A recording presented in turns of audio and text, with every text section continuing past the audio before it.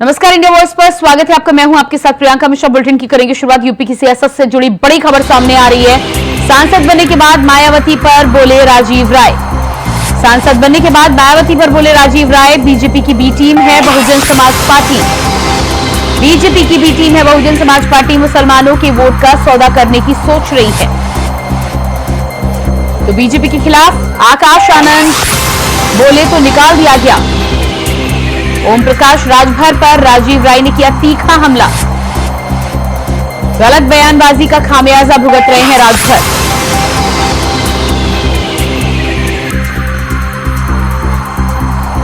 तो बीएसपी को बीजेपी की बी टीम करार दिया है राजीव राय ने। साफ तौर पर कहा है कि आकाश आनंद ने बीजेपी के खिलाफ बोला तो पार्टी से निकाला।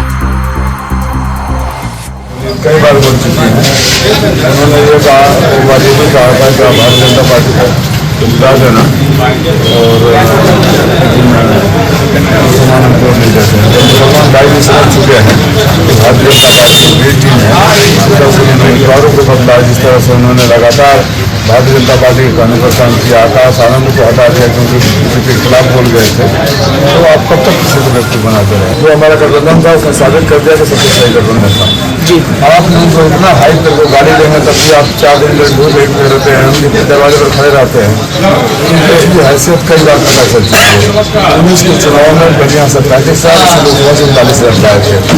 जब हमारे साथ थे और दावा करते थे तो जो उम्मीदवार उस समय थे चौहान साहब, उनके साथ लड़े और ये हमारे साथ 21,000 वोट से जीते। फिर उन्हीं चौहान साहब को तथाकथित बड़े संपर्क के तौर पर भारतीय जनता पार्टी में चले गए तो हमारी जीत 45 साल से हो गई। यहाँ उनका जो हुआ आपने देखा, ऐतिहासिक हार हुई। बावजूद इससे आप लोग हाइप क्रिएट करके रखे रहते हैं, जिससे बार्गेनिंग पावर बढ़ती है और बार्गेनिंग पावर बढ़ाकर पार्टी बोली कई बार बोल चुकी है।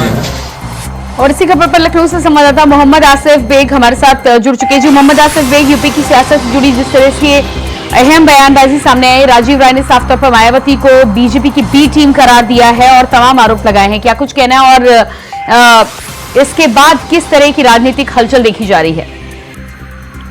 बिल्कुल प्रियंका, अगर बात करें यूपी की सियासत की, यूपी में जिस तरह से समाजवादी पार्टी एक बड़ी पार्टी के रूप में उभरी और साथ ही साथ समाजवादी पार्टी ने कई ऐसे बड़बोले नेताओं का गरूर तोड़ दिया है, उनके गरूर को चकनाचूर कर दिया है। अगर बात करें घोषी से तो यहाँ पर ओम प्रकाश राजभर जो मंत्री है यूपी में, उनके बेटे अरविंद राजभर चुनाव लड़ रहे थे। अरविंद राजभर को करीब 1.5 लाख वोटों से राजीव राय जो सपा प्रत्याशी थे उन्होंने हरा दिया।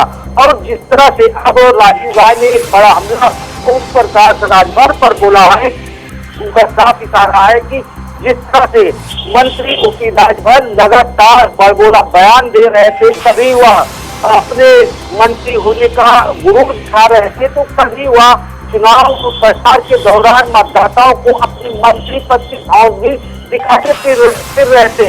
और साथ साथ ओपी राजभर लगातार सपा प्रमुख अखिलेश यादव पर बड़ा प्रहार करने से भी नहीं चूक रहे थे। लेकिन जिस तरह से ओम प्रकाश राजभर अपने बेटे अरविंद राजभर की जीत को लेकर बड़ा दम भर रहे थे, उसे सपा प्रत्याशी राजीव राय ने चकनाचूर कर दिया हुआ है। दूसरी तरफ राजीव राय का जो अहम बयान है बसपा प्रमुख मायावती को लेकर की, बसपा प्रमुख मायावती बीजेपी की बी टीम है।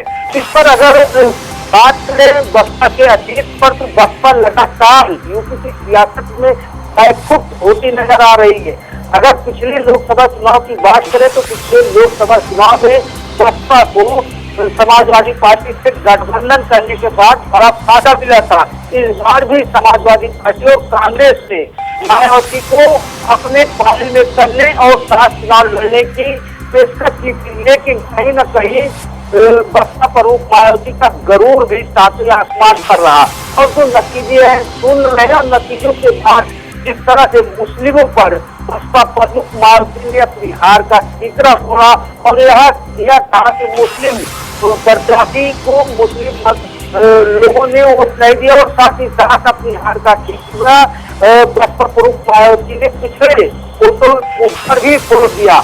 लेकिन अब जिस तरह से राजीव राय ने यह बयान दिया है कि मायावती विक्टिम है, तो जो राजनीतिक घटनाक्रम है उससे कहीं न कहीं यह दिख रहा था, क्योंकि मायावती को सूत्रों का यह भी दावा है कि मायावती को साफ तौर पर लग रहा था कि वह यूपी की सियासत में ढाई कदम भी नहीं चल पाएगी। और लोगों में यह भी चर्चा रही कि जिस तरह से मायावती अकेले चुनाव लड़ रही, इससे इंडिया गठबंधन का खेल खराब करने के लिए लड़ रही है। और जिस तरह से आकाश आनंद ने चुनावी उतार भरी और जिस तरह से लगातार आकाश आनंद ने ताबड़तोड़ रैलियां की, ऐसे में कहीं न कहीं बसपा को फायदा मिलता दिख रहा था। लेकिन आयन वक्त पर आकाश आनंद को बसपा प्रमुख मायावती ने हटा दिया और यहाँ तक कि उनको अपने उत्तराधिकारी पद से भी आकाश आनंद को हाथ धोना पड़ा। तो कुल मिलाकर यह कहा जा सकता है कि जो राजीव राय का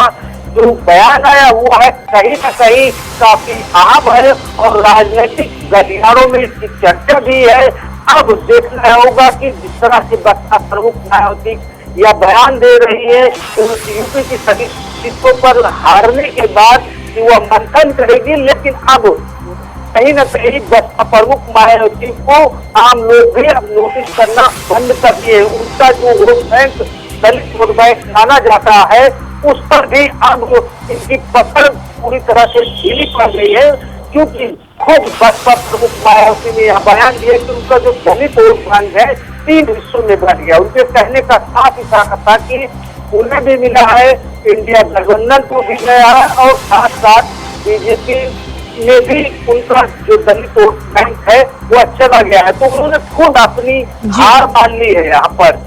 जी प्रियंका जी बिल्कुल। मोहम्मद आसिफ, इस जानकारी के लिए बहुत शुक्रिया आपका। और इसके बाद बात करेंगे अगली खबर को लेकर। दिल्ली से बड़ी खबर सामने आ रही है। बीजेपी संसदीय दल की कल बैठक, कल दिल्ली में सुबह 11 बजे होगी बैठक। सरकार बनाने को लेकर होगी चर्चा। तो दिल्ली से इस वक्त की अहम जानकारी, बीजेपी संसदीय दल की बैठक कल होगी। बीजेपी संसदीय दल की बैठक, सरकार बनाने को लेकर होगी चर्चा। सरकार बनाने को लेकर होगी चर्चा। समय दिल्ली में राष्ट्रीय अध्यक्ष जेपी नड्डा के आवास पर बैठक चल रही है और संसदीय दल की बैठक की बात करें तो कल का समय निर्धारित किया गया है। कल संसदीय दल की बैठक होनी है जिसमें सरकार बनाने को लेकर चर्चा पर विचार विमर्श किया जाएगा। प्रधानमंत्री नरेंद्र मोदी को पहले ही सत्ता पक्ष ने अपना नेता चुन लिया है। संसदीय दल की बैठक में कल संसदीय दल का नेता चुना जाएगा और इसके साथ ही साथ सरकार बनाने को लेकर चर्चा और विचार विमर्श भी होगा। तो दिल्ली से इस वक्त की अहम जानकारी, आज जेपी नड्डा के आवास पर लगातार चल रही है बैठक। तमाम घटक दल एनडीए के इस बैठक में मौजूद, विचार विमर्श और चर्चा जारी।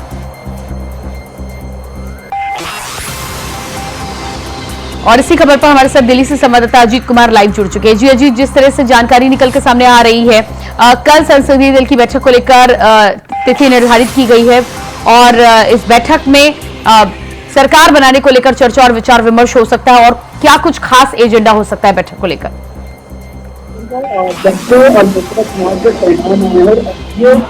गठबंधन के घटक दलों किस तरीके से चुनाव में पार किया, इसके साथ से ही दिल्ली में सियासी खतरा जो है लगातार तेज होता जा रहा है। उसी का पैगाम रहा कि बीते दिनों को बीते बुधवार को जिस तरीके से देखने को मिला कि एनडीए घटक दल की बैठक है, तमाम जो घटक जो नेता वो इस बैठक मौजूद है। तमाम जो मंत्रालय के बच्चों को लेकर इस बैठक में बातचीत हुई, जिसके बाद नरेंद्र मोदी को संसदीय दल का नेता चुना गया। अब इसके बाद कल इस बात से संसदीय दल की बैठक होनी है और निश्चित रूप से जिस तरीके से बताया जा रहा है कि किस तरीके से सरकार बनानी है, इन सरकार बनाने के तमाम चीजों को लेकर। तो अजीत हमारे साथ एक बार फिर से जुड़ेंगे। आपको बता दें कि जेपी नड्डा के आवास पर इस समय भारतीय जनता पार्टी और घटक दलों की बैठक जारी है। कल संसदीय दल की बैठक होगी जिस पर लेकर सरकार बनाने को लेकर चर्चा की जाएगी। लगातार घटक दलों के समन्वय को लेकर चर्चा होगी। जिस तरह से टीडीपी ने कई मंत्रालयों की मांग की है, ऐसे में इस बैठक में विचार विमर्श किया जा सकता है कि प्रधानमंत्री नरेंद्र मोदी को संसदीय दल का नेता चुने जाने के बाद में अलग अलग घटक दलों की क्या कुछ मांगे हैं और किस हिसाब से एनडीए का गठबंधन अपनी सरकार को आगे बढ़ाने को लेकर काम करेगा। तीसरी बार की बात करें तो जिस तरह से तीसरी बार एनडीए को मैंडेट मिला है, लेकिन यह पहली बार होगा कि 2014 और 19 के बाद 2024 में प्रधानमंत्री नरेंद्र मोदी की सरकार जब बनती है, शपथ जब लेते हैं तो गठबंधन की सरकार चलाएंगे प्रधानमंत्री। इससे पहले दोनों ही चुनावों में 14 और 2019 के चुनाव में भारतीय जनता पार्टी को पूर्ण बहुमत प्राप्त था और यही वजह थी कि अहम मंत्रालय भारतीय जनता पार्टी ने अपने पास रखे थे। लेकिन अब क्योंकि और हमारे साथ हमारे सहयोगी आदित्य न्यूज रूम से जुड़ चुके हैं। जी आदित्य, जिस तरह से कल संसदीय दल की बैठक होनी है, सरकार बनाने को लेकर चर्चा और विचार विमर्श किया जाएगा और इसके साथ ही साथ कई अहम मुद्दे हैं जिसको लेकर चर्चा हो सकती है। जिस तरह से टीडीपी ने कई मंत्रालयों की मांग कर दी है और ये पहली बार होगा कि प्रधानमंत्री को संसदीय दल का नेता चुने जाने के बाद गठबंधन की सरकार को लेकर आगे बढ़ेंगे नरेंद्र मोदी। जी प्रियंका, आपको बता दें कि कल जो है ये बीजेपी की एक अहम और बड़ी बैठक मानी जा रही है। बीजेपी की जो संसदीय दल की बैठक है वो होने वाली है, 11 बजे का समय है और इस बैठक में बीजेपी के जो तमाम बड़े चेहरे हैं, बड़े नेता है, वो इस बैठक में जो है आपको दिखाई देने वाले हैं। चाहे बात करें जो है सीएम योगी आदित्यनाथ की, तो खबर आ रही है कि वो भी जो है आज शाम दिल्ली के लिए रवाना होंगे कल इस बैठक में शामिल होने के लिए।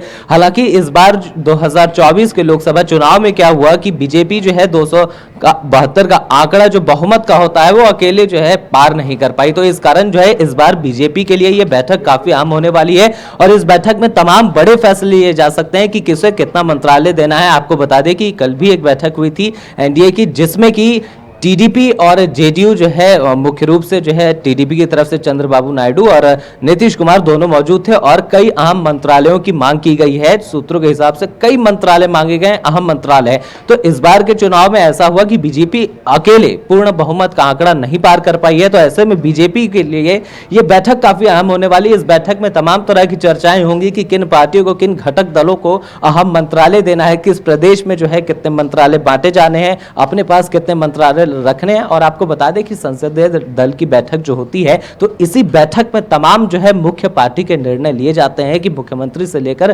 प्रधानमंत्री से लेकर प्रत्याशियों का चेहरा कौन होगा। तो इसीलिए बैठक काफी अहम मानी जा रही है, क्योंकि इस बार जो है पूर्ण बहुमत के आंकड़े से बीजेपी थोड़ा कम थी, तो इसका अर्थ है कि सभी पार्टियों को अपने साथ मिला के रखना, बनाए रखना, ये काफी कठिन होने वाला है। इस बीच जो है आपको बता दें कि यूपी से भी जो है निषाद पार्टी की तरफ से ये भी बयान आया था कि बीजेपी के बयान की तरफ से, तो कहीं ना कहीं दिख रहा है कि ये बीजेपी के लिए कठिन ये जो है काफी कठिन कार्य होने वाला है कि सभी घटक दलों को अपने साथ जोड़ के रखने के लिए। और बात करें तो कई सारे इस बार जो है बीजेपी के केंद्रीय मंत्री भी इस चुनाव में उन्हें हार का सामना करना पड़ा, तो ऐसी स्थिति में कई नए चेहरे भी उभर कर आ सकते हैं, इसलिए भी ये बैठक अहम है। और घटक दलों को जो है बीजेपी के अन्य साथी घटक दल हैं, तो उन्हें कितनी सीट मिलती है, उन्हें मतलब माफ कीजिएगा, उन्हें कितने मंत्रालय दिए जाते हैं, कौन कौन से चेहरों को मंत्री पद का जो है ऑफर किया जाता है। और लगातार मांग की जा रही है, चाहे नीतीश कुमार हो चाहे चंद्रबाबू नायडू हो, दोनों की तरफ से भी लगातार अहम मंत्रालय को लेकर मांग की जा रही है। तो बीजेपी के लिए यह फैसला काफी कठिन होने वाला है कि कौन से मंत्रालय जो है घटक दलों को दिए जाए, कौन से अपने पास रखे जाएं और कैसे अपने ने सारे घटक दलों के साथ जो है समन्वय बना के सबको अपने साथ लेकर चलें और सरकार का गठन करें, जल्द से जल्द सरकार गठन होने की। जी बिल्कुल आदित्य, हमारे साथ दिल्ली से संवाददाता अजीत एक बार फिर से जुड़ चुके हैं। जी अजीत, जिस तरह से संसदीय दल की बैठक को लेकर बात हो रही थी, कई मुद्दों पर चर्चा हो सकती है, सरकार बनाने को लेकर क्या कुछ अहम मुद्दे हो सकते हैं और सबसे बड़ी बात है टीडीपी के द्वारा जो मांग रखी गई है, क्या इस तरह की मांग किसी और दल के द्वारा भी आई है और क्या इस पर भी बातचीत हो सकती है? देखिए, निश्चित तौर पर अगर मैं बात करूं, क्योंकि अगर जो कल संसदीय दल की जो बैठक होनी है, क्योंकि कल ही जो खबरें सामने आ रही है कि कल ही नरेंद्र मोदी जो है राष्ट्रपति से मिलकर के सरकार बनाने का जो दावा है वो भी पेश कर सकते हैं और उससे पहले ये संसदीय दल की जो बैठक है वो होनी है। तो निश्चित रूप से संसदीय दल की बैठक में सरकार बनाने की तमाम संभावनाओं पर चर्चा की जाएगी, क्योंकि अगर मैं बात करूं एनडीए गठबंधन में इस समय अगर जिस तरीके से जो आंकड़े हैं और बहुमत के इस आंकड़े में अगर मैं बात करूं तो टीडीपी और जेडीयू के विशेष जो भूमिका है वो निश्चित तौर पर देखने को मिल रही है और कहा जा सकता है कि कल इन्हीं सब चीजों को लेकर गई अहम बैठक होनी थी कि किस घटक दल को कौन सा मंत्रालय पद जो है वो मंत्रालय विभाग कौन सा उनको दिया जाना है। इन्हीं तमाम चीजों को लेकर के इसी के इर्द गिर्द ये जो बैठक है वो हो सकती है। हालांकि देखना होगा कि जब संसदीय दल की बैठक जब संपन्न होगी उसके बाद इस तरह की जो बातें वो सामने आती है, लेकिन निश्चित रूप से जब तक सरकार जो बनाने की प्रक्रिया है वो पूर्ण नहीं हो जाती, उससे पहले लगातार जो संभावना का बाजार जो गर्म होता जा रहा है वो इसी बात पर आकर के टिकी हुई है कि आखिरकार जो दो अहम पार्टियां इस समय बन करके उभरी हैं, खास तौर से एनडीए घटक दल में, जिसमें टीडीपी और जेडीयू की भूमिका जो विशेष है, तो उनको कौन सा मंत्रालय और कितना मंत्रालय जो है वो दिया जाएगा, ताकि क्योंकि आने वाले समय में सरकार जो है वो बहुमत के रूप में चले और एक विचारधारा के साथ जुड़ करके चले। ये बहुत बड़ी जिम्मेदारी जो है वो नरेंद्र मोदी जी के ऊपर आ जाती है जब और प्रधानमंत्री रहते कहीं ना कहीं, क्योंकि इस बार अगर मैं बात करूं बीजेपी की, अगर अकेले के आंकड़े की बात करूं तो वो बहुमत से काफी दूर है और इस वजह से उन्हें न केवल जेडीयू और बल्कि टीडीपी की भी जो साथ है बहुत जरूरी है। तो निश्चित तौर पर इन्हीं सब चीजों को लेकर के कल जो संसदीय दल की जो बैठक है वो होगी। जी बिल्कुल। तो जिस तरह से यहाँ पर आपने जिक्र किया कि प्रधानमंत्री नरेंद्र मोदी को नेता चुना जाएगा और उसके संसदीय दल की बैठक होगी, आज इलेक्शन कमीशन भी राष्ट्रपति के पास पहुंच रहा है सांसदों की सूची देने के लिए। लेकिन इस बीच में बड़ी बात यह है कि संसदीय दल की बैठक में चर्चा और विचार विमर्श तो होगा, लेकिन एनडीए में भारतीय जनता पार्टी के लिए पहली बार होगा जब गठबंधन और घटक दलों के साथ सरकार चलाना उनकी मजबूरी होगी। इससे पहले भारतीय जनता पार्टी को बहुमत दोनों ही सालों में मिला हुआ था, 14 और 19 में। तो कितनी बड़ी मजबूरी है, कितनी बड़ी चुनौती है और क्या साध पाएंगे एक साथ? देखिए बिल्कुल प्रियंका, यहाँ पर इसमें कोई दोहराई नहीं कि इस समय प्रधानमंत्री नरेंद्र मोदी को इन दो पार्टियों को विशेष रूप से साथ लेके चलना ही होगा। और क्योंकि जिस तरीके से अगर मैं बात करूं बिहार के मुख्यमंत्री नीतीश कुमार का, जो अगर मैं पुराने बैकग्राउंड की बात करूं तो जिस तरीके से उनका लगातार पार्टी बदलना वो एक पुराना इतिहास रहा है, चाहे वो कभी आरजेडी में जाना या फिर कभी वापस एनडीए में आना, ये एक उनका पुराना इतिहास रहा है। तो ऐसे में उनको किस तरीके से मना करके रखना है और कैसे उनको साथ में लेकर के चलना है, क्योंकि हालांकि इसमें कोई दो राय नहीं कि अकेले अगर जेडीयू जो है एनडीए के घटक दल से अलग हो जाती है तो फिलहाल एनडीए को कोई ज्यादा फर्क नहीं पड़ने वाला है। लेकिन अगर जेडीयू और टीडीपी अगर दोनों एक साथ होकर के बाहर हो जाती है तो निश्चित तौर पर ये एनडीए के लिए बहुत बड़ा जो नुकसान है वो हो सकता है, और बल्कि नुकसान ही नहीं क्योंकि बहुमत के आंकड़े से भी काफी दूर हो जाएंगे। तो निश्चित रूप से इस समय प्रधानमंत्री नरेंद्र मोदी के ऊपर काफी चुनौती और जिम्मेदारी होगी कि किस तरीके से वो सबको साथ। जी बिल्कुल अजीत, आपके पास वापस लौट कर आते हैं। आदित्य भी हमारे साथ लगातार बने हुए हैं। आदित्य, जिक्र जिस तरह से किया जा रहा था, चुनौतियां तो हैं ही, मंत्रालयों को लेकर जिस तरह से मांग की गई है, अहम मंत्रालयों के साथ ही साथ वित्त मंत्रालय का राज्य प्रभार भी यहाँ पर मांगने, स्वतंत्र प्रभार मांगने की बात की गई है। उनका कहना है कि स्थिति उनके राज्य में बेहतर नहीं है, ऐसे में वित्त मंत्रालय में कहीं ना कहीं होल्ड चाहते हैं, जिसकी वजह से वो अपनी सरकार में यानी कि विधानसभा की सरकार में भी फैसले लेने में उनको मदद मिले। डबल इंजन की सरकार का जो फायदा है वो नवीन चंद्रबाबू नायडू को भी अपने राज्य में मिल सके। तो क्या लगता है आपको कि भारतीय जनता पार्टी इस मंत्रालय को लेकर, वित्त मंत्रालय को लेकर और अहम मंत्रालय को लेकर क्या कुछ रुख अपना सकती है? देखिए प्रियंका, आपको बता दें कि वित्त मंत्रालय जो है काफी अहम मंत्रालय होता है और बीजेपी के लिए ये बड़ा सवाल है और इसी सवाल के जवाब के लिए चर्चा की जाएगी कल संसदीय बोर्ड की बैठक में। लेकिन खबर यह भी निकल कर आ रही है, सूत्रों के हवाले से खबर है कि जो भी घटक दल के अन्य पार्टियां हैं वो चाह रहे हैं कि 4 सांसद पर उन्हें 1 मंत्री पद चाहिए।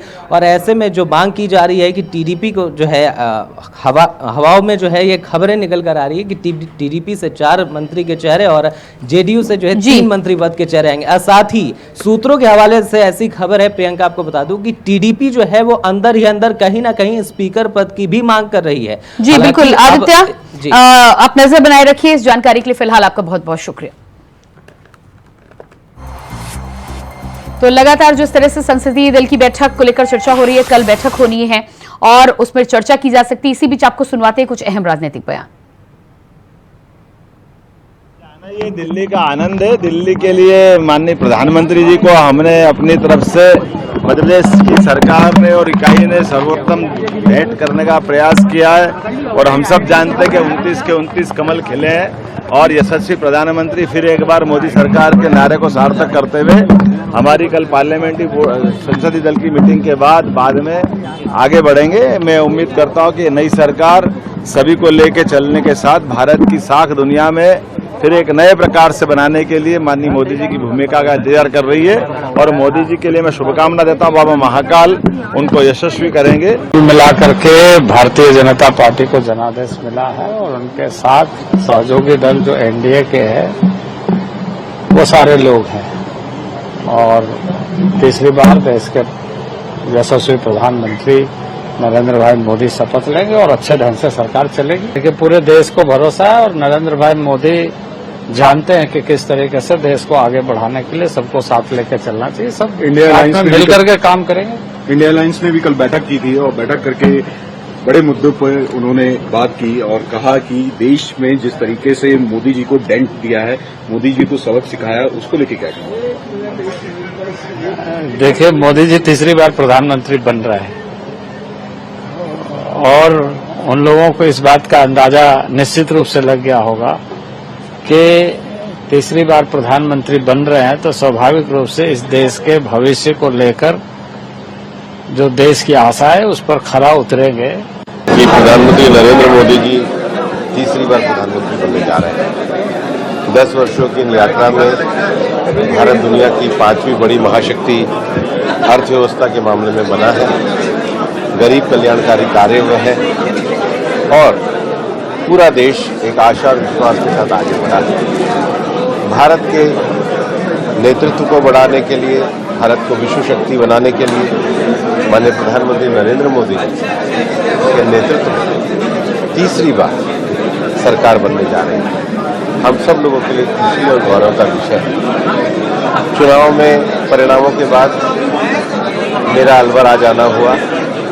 मैं तहे दिल से अलवर के मेरे सभी मतदाताओं को, अलवर की पूरी जनता को धन्यवाद देना चाहता हूं कि उन्होंने मुझे अलवर से सांसद प्रतिनिधि के रूप में चुना है। मेरा लगाव और जुड़ाव और अब अलवर मेरा अपना निवास अलवर बनने जा रहा है और एक सांसद के रूप में जो मैंने अपने चुनाव के दौरान अलवर के लोगों से वादे किए थे उसको मैं पूरा करने का काम करूंगा।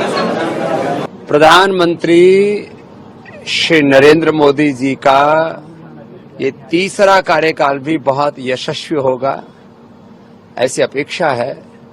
उनकी नीतियां, उनका नेतृत्व इस राष्ट्र और विश्व के लिए ही मंगलकारी होगा, ऐसा विश्वास है। बात तरह की सामाजिक, आर्थिक, राजनीतिक और वैश्विक चुनौतियों का दौर है और इसमें मोदी जी के नेतृत्व में भारत अपने पुनः जो अपनी उसकी नियति है उसके साथ साथ विश्व की भी नियति को सही दिशा में ले जाने का काम करेगा, ऐसा हम भरोसा रखते हैं। बाकी सभी विजयी हुए उम्मीदवारों के लिए भी शुभकामनाएं और जो पराजित हुए वो हौसला रखें, कभी न कभी उनकी भी विजय होगी। कोई भी अवसाद में न जाएं, जिंदगी संग्राम है, लड़ना इसे पड़ेगा, जो लड़ नहीं सकेगा वो आगे नहीं बढ़ेगा। और निश्चित होगी शपथ, इसमें तो कोई डाउट नहीं है और इसीलिए आमंत्रण मिल गया है। सरकार की तैयारियां चल रही हैं, सरकार बनेगी कल। और इसी के साथ फिलहाल इस बुलेटिन में इतना ही। खबरों का सिलसिला जारी रहेगा। नमस्कार।